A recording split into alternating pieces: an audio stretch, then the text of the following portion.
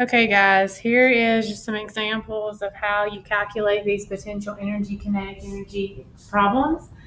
Please remember from your notes that you're going to be using the equation PE is equal to mgh, and KE is equal to 1/2 mv squared. Remember, with the KE equation, it's only the velocity that is squared. And you can always just punch in 0.5 into your calculator for that half, but you are going to multiply all those.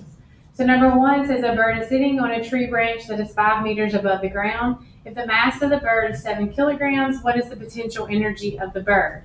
So we're going to write down what's given to us. We see that the bird is sitting on the tree that's 5 meters above the ground. So some of you would say, well, that's a distance. And yes, it is a distance, but in this case, it's considered the height. All right, then it tells us that if the mass of the bird, so mass is 7 kilograms, it asks for potential energy. So we're going to use the equation PE is equal to m times g times h. So some of you are saying, well, I'm missing my g. And some of you realize that g stands for gravity, and we know that gravity here on Earth is 9.81. So we're going to plug in our values. So PE is equal to the 7 kilograms times 9.81 meters per second squared for gravity, and times 5 meters for our height. So you're going to just multiply those together. So punch them in your calculator. 9.81 times 5 times 7. And we get 343.35. It is potential energy, so hopefully you remember from the notes that potential energy is measured in joules, and that's a capital J.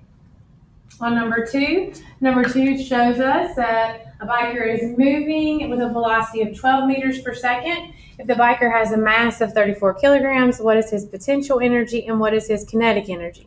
So on this one, you're asked to find both of these. All right, so let's look for potential energy first. All right, potential energy, M times G times H. I guess you guys have realized that, wait a minute, we need to write down what we're given. All right, so our velocity is 12 meters per second. Our mass is 34 kilograms. All right, so that's all that we're given in the problem. All right, so if we look at this, it says PE is equal to M times G times H. We have M. We know from the last problem that G here should be 9.81. So now we have to look for the height. All right, so this is where you have to be really careful and you have to look at what your sentence or your question is asking. It's telling you that the biker is moving with a velocity. So if the biker is moving, then that means that the bike is on the ground. So the height here would have to be 0. All right, so our potential energy would be the 3 kilograms times our 9.81 meters per second squared times 0. And you guys hopefully know at this point that anything times 0 is 0. So our potential energy here is 0 joules. All right, now you're asked to find kinetic energy. And we know that kinetic energy is 1/2 times our mass times our velocity squared. All right, so we're going to plug in 0.5 times our mass of 3 kilograms times our velocity of 12. And hopefully you guys know that 12 times 12 is squared. So you could just punch it in your calculator like this, 0.5 times 3 times 12 times 12. And then, of course, you could also use your squared function of your calculator. Either way you want to do it.